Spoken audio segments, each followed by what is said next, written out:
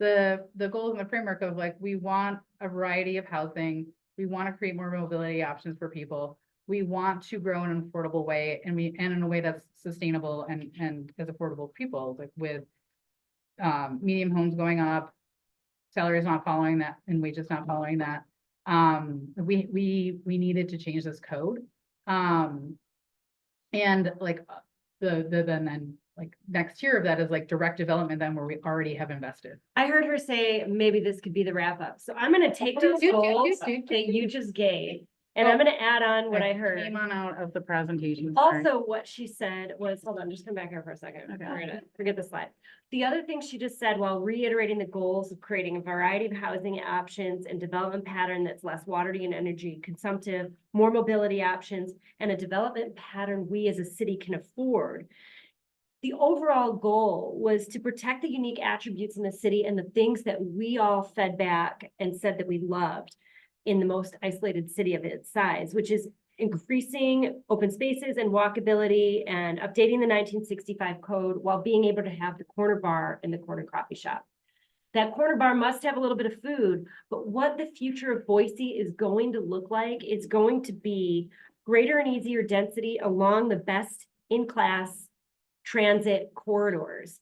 And then from there, it's going to be the tallest and most dense, and it's going to step back as we eventually get back to residential along those core corridors. So that's where investment opportunities are prime. In fact, specifically the MX3 is the zoning code to look for.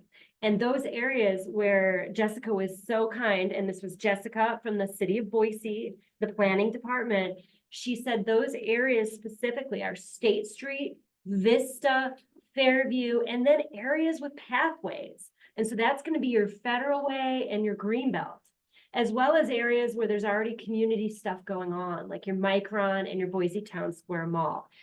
This change is imminent.